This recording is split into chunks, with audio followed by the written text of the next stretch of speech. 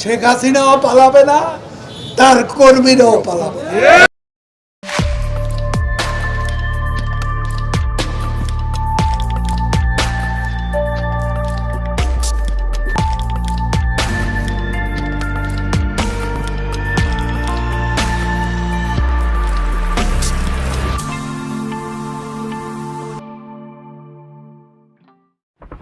হাসিনা পলাইছে, তার কর্মীরাও পলাইছে, এমনকি কাউয়াও পলাইছে। এডিটর সাহেব, কাউয়ার সাউন্ড নেন অনেকদিন পরে। আর জোরে জোরে, আরো জোরে, আরো জোরে, আরো জোরে। হাসিনারে পলাইতে হয়েছে, তার কর্মীদেরও পলাইতে হয়েছে। হাসিনারে পলাইতে হইল কেন? সে তো ক্যান্টনমেন্টে থাকতে পারতো, অনেকেই ছিল, এমনকি আওয়ামী লীগের দুর্গখ্যাত গোপালগঞ্জে থাকতে পারতো। রাজাপাক সে তো ক্যান্টনমেন্টে ছিল বেশ কিছুদিন। একইভাবে তার রাষ্ট্রপতি ভবন দখল হয়েছিল শ্রীলঙ্কাতে, পরে দেশ থেকে বাইরে গেছিল মাত্র 52 দিনের জন্য, 2 মাসও না।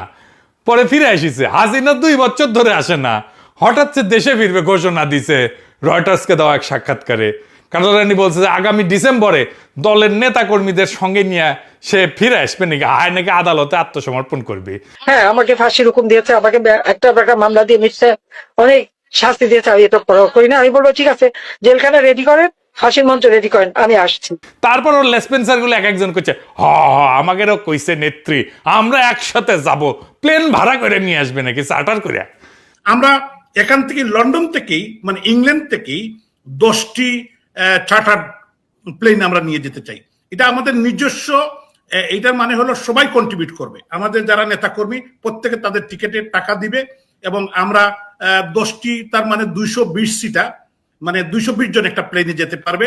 আমরা অলরেডি আমাদের এজেন্টদের সাথে কথা বলছি, তারা এটা ওয়ার্কআউট করছে, আমাদেরকে জানাবে এবং এই প্রস্তুতি সম্পন্ন আমরা ইতিমধ্যেই করে ফেলবো। প্রত্যেক জায়গায় আমাদের নেতৃবৃন্দ দায়িত্ব নিচ্ছেন, তো আমরা প্রস্তুতি নিচ্ছি এবং নেত্রীর আমরা চেষ্টা করব নেত্রীর প্লেন লামার আগেই আমরা যাতে সেখানে থাকতে পারি। আমাদেরকেও তিনি নির্দেশনা দিয়েছেন যে আমরাও যেন সব তার সঙ্গে একসঙ্গে আমরা যারা এখানে অবস্থান করছি আমরা যেন দেশে ফিরে যাই। আপনি এটা শুনেছেন, এটাও জানেন আমাদের মাননীয় নেত্রী যা কিছু সিদ্ধান্ত নেন বুঝে শুনেই নেন এবং তিনি তার সিদ্ধান্ত অবিচল থাকেন। এখন প্রশ্ন হইতেছে, হাসিনা কেন ফাঁসির দড়ি গলা পড়ার জন্য আসতে চাইতেছে? হাসিনা ফিরে আসাটা কি বাস্তবসম্মত? আসলেই কি সে ফিরবে বা চাইলেই কি ফিরতে পারবে? এই বিষয়টা বুঝার আগে ইন্ডিয়া হাসিনারে নিয়ে কি সমস্যায় পড়ছে সেটা একটু বুঝে দেখি। আসেন,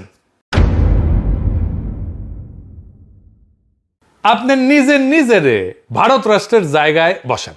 আপনার কাজ হইতেছে ভারত রাষ্ট্রের স্বার্থ দেখা। এইভাবে চিন্তা করেন, আপনি হাসিনারে নিয়ে কি সিদ্ধান্ত নিতেন? তাহলে প্রথমে দেখতে হবে হাসিনা ইন্ডিয়ার কাছে কি কি লাগে। বাংলাদেশের ভবিষ্যৎ নেতা না, পরবর্তী প্রাইম মিনিস্টার আম্মু না, পরবর্তীতে যে দল ক্ষমতায় আসবে তার নেতা না। ইন্ডিয়া তো বেকুব না, তারা জানে হাসিনা তার দল তার 14 গোষ্ঠী জিন্দেগিতে বাংলাদেশে ক্ষমতা আসতে পারবে না। তাহলে হাসিনারে সে পালবে কেন, রাখবে কেন? হাসিনা আশ্রয় নেওয়ার 1 মাসের মধ্যে আলাপ উঠেছিল হাসিনা ইন্ডিয়ার জন্য একটা কূটনৈতিক মাথা ব্যথা হয়ে উঠেছে, দেখেছেন? আবার হাসিনারে যদি না রাখা হয় তাহলে আবার আরেক সমস্যা। ওইখানে লিখেছে, ইংরেজি যেহেতু লিখেছে তাহলে ঠিকই লিখেছে, তাই না? এটা বাংলা করলে এরকম হয় যে হাসিনারে যদি না রাখে তাইলে দিল্লি ঘনিষ্ঠ আঞ্চলিক নেতাদের কাছে বার্তা যাবে যে ভারত শেষ পর্যন্ত আপনাকে রক্ষা করবে না। তাহলে ভিন্ন দেশে ইন্ডিয়ার লেসপেন্সার সরকার বা রাজনীতিবিদ আছে, তারা তো আর ফ্রি সার্ভিস দেবে না ইন্ডিয়ারে। মানে ইন্ডিয়া হাসিনাকে রাখার একটাই যুক্তি যে তারে আশ্রয় না দিলে দিল্লি দাস যারা আছে তারা ইন্ডিয়ার উপরে ভরসা পাবে না।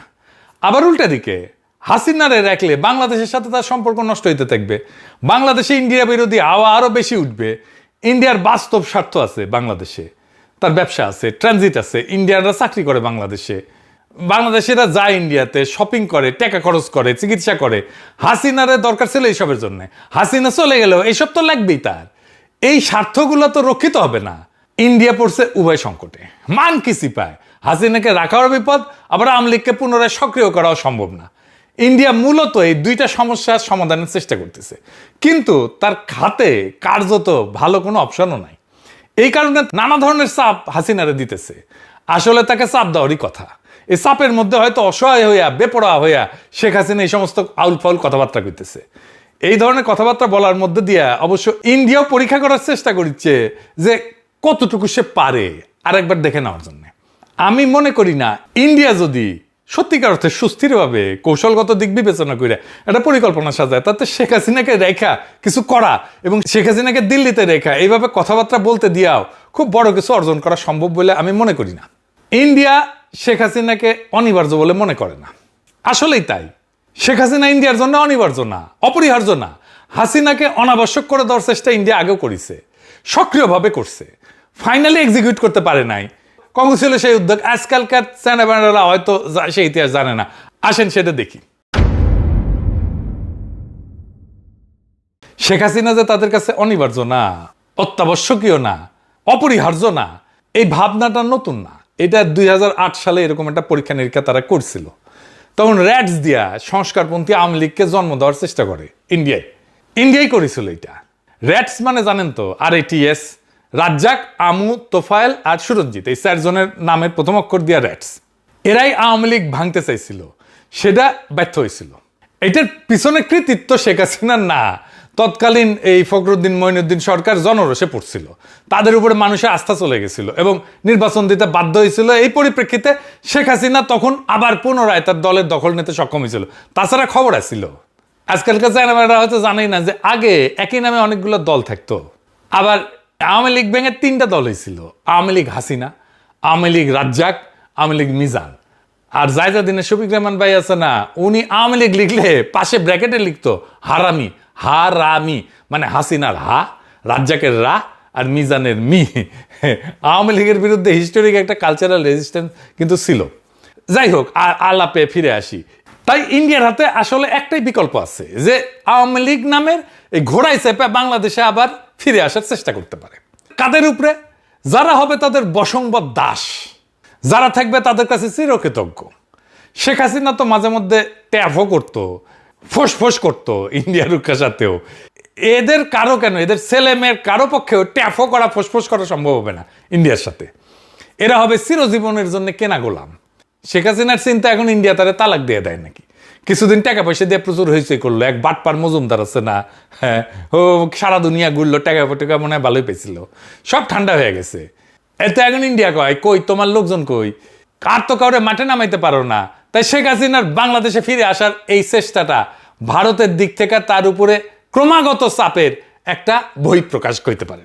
অন্যদিকে ইন্ডিয়ার পক্ষ থেকে এটা পরখ করা যে এই মনস্তাত্ত্বিক চাপ সৃষ্টি করে বাংলাদেশ সরকার বিশেষত বিএনপির হাত মোচড়ানো যায় কিনা।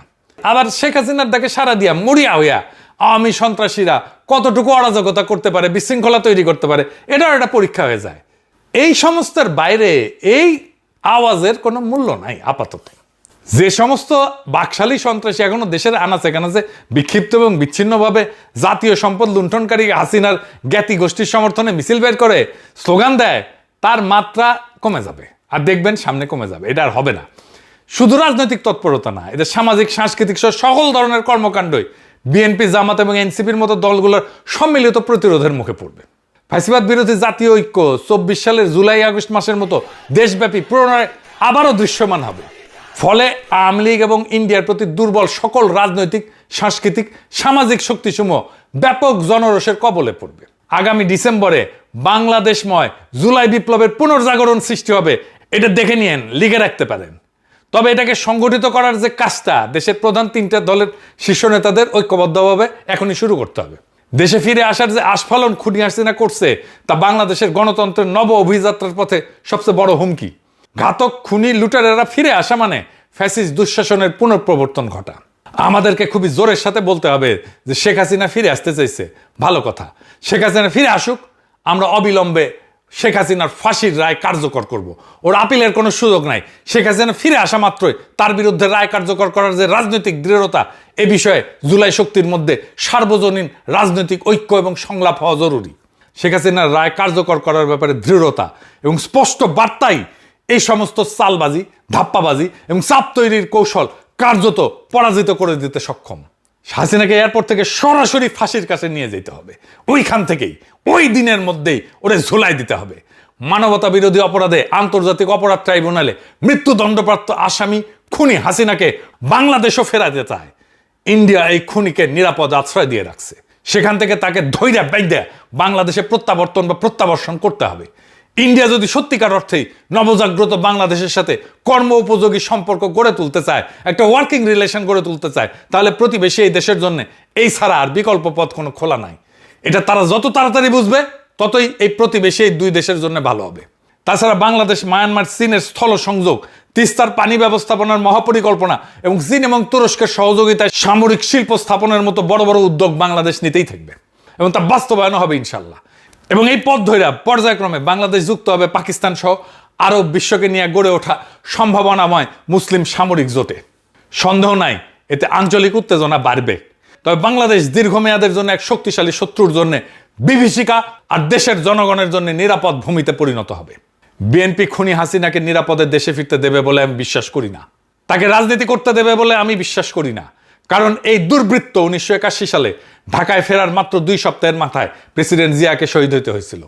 তারপর কায়েম হয়েছিল ইন্ডিয়ার অনুগত 9 বছর দীর্ঘ সামরিক স্বৈরাচারী জেনারেল এরশাদের দুঃশাসন। সশস্ত্র বাহিনীর দিক থেকে এবার অভিন্ন ঝুঁকির আশঙ্কা আরো প্রবল এবং বহুগুণে বেশি। কারণ ফ্যাসিস্ট আমলে উচ্চপদ বাগানো ইন্ডিয়া অনুগত শীর্ষ কর্মকর্তারা এখনো সেনা, নৌ, বিমান বাহিনীর নেতৃত্বে বহাল তবিয়তে বসে আছে। আর উপরে তো ওয়াকারুজ্জামান প্রভুপাত্র আছেই। তাছাড়া 91 থেকে 96 এবং 2001 থেকে 2006 মেয়াদে দেশনেত্রী বেগম খালেদা জিয়ার সরকারের শাসনামলে আওয়ামী লীগ এবং তার জোটসঙ্গীরা বিএনপিকে একদিনের জন্য স্বাভাবিক, স্থিতিশীল, শান্তিতে দেশ পরিচালনা করতে দেয়নি। এই সমস্ত অশুভ কার্যক্রম পরিচালনার ক্ষেত্রে বাংলাদেশ বিধ্বংসী এবং গণতন্ত্রের শত্রু এই আওয়ামী লীগ এবং তার সহযোগী দলগুলা সবসময় প্রতিবেশী ইন্ডিয়ার কাছ থেকে সব ধরনের সহযোগিতা পাইছে। এর পরের ইতিহাস বাংলাদেশের জাতীয়তাবাদী শক্তি এবং গণতন্ত্রকামী জনগোষ্ঠীর জন্য ভয়াবহ এবং বর্বরতায় পূর্ণ। দেশবাসী কিভাবে ভুলবে নিষ্ঠুরতা এবং নির্মমতার সেই পাষাণ হৃদয় সীমারের যুগের স্মৃতি? 2009 থেকে 2024 জুলাই বিপ্লব পূর্ববর্তী মুহূর্ত পর্যন্ত 15.5 বছর বাংলাদেশ পতিত এবং পরিণত হয়েছিল হাজারো সন্তানহারা মা, পিতা এবং হারানো বাচ্চাদের কান্নার কারবালায়। শুধু কি তাই, এই মহান নেত্রী বেগম খালেদা জিয়া এবং শহীদ প্রেসিডেন্ট জিয়াউর রহমানের কনিষ্ঠ পুত্র নির্যাতিত আরাফাত রহমান কোকর দুঃসহ জীবন এবং মর্মান্তিক মৃত্যুর পটভূমিকে মুছে ফেলা যাবে? যে যতই দয়াশীল এবং মহানুভব এবং সহিষ্ণু হোক না কেন, ইনশাল্লাহ এই ইতিহাসের উপরেই বাংলাদেশের ভবিষ্যৎ রচিত হবে। এর বাইরে অন্য কোনো পথ আর খোলা নাই। মহান আল্লাহ তাআলা রহমানুর রহিম, পরম ক্ষমাকারী, তিনিও বারবার ইনসাফ অর্থাৎ ন্যায় বিচারের কথা বলছেন। আমরা ন্যায় বিচার চাই। আর শেখ হাসিনা যদি নিশ্চিত হয় এবং সেই ক্ষেত্রে ইন্ডিয়া যদি বুঝে যায় কোন রকমের আলাপ আলোচনা, সমঝোতা, পেছনের দরজা দিয়ে কোনো কিছু ডিল করে আসলে নিশ্চিত হওয়া যাচ্ছে না যে শেখ হাসিনাকে ঝুলতে হবে না, তাহলে শেখ হাসিনার বাপ, 14 গোষ্ঠী এবং ইন্ডিয়া কারো পক্ষে এই ঝুঁকি নেওয়া সম্ভব না যে ওই সে হাসতে হাসতে তার দলবল নিয়ে বাংলাদেশে ঢুকে পড়বে। হাসিনা কেন, হাসিনার সাথে দেশ থেকে পালায় যাওয়াদের মধ্যে থেকে এরকম আসার চেষ্টায়, স্বপ্ন কল্পনায় যারা যুক্ত হবে তাদের সকলের জীবন বিপন্ন হওয়ার আশঙ্কা আছে। উপরন্ত আওয়ামী লীগ এবং তাদের দুঃশাসনের সময়কালে যারা জোটসঙ্গী ছিল, দেশের ভেতরে থাকা এরকম কেউই আর নির্বিঘ্নে জীবনযাপন করতে পারবে না। দেশে গৃহযুদ্ধ শুরু হয়ে যাবে। হাসিনার দলের লোকেরা যত বেশি ট্যাফও করবে, সবগুলোর সানডে মানডে ক্লোজ হয়ে যাবে। আজকে দেখলাম আম্মার রাজশাহী ইউনিভার্সিটিতে কেলানি দিচ্ছে। সাবাস, বাঘের বাচ্চা।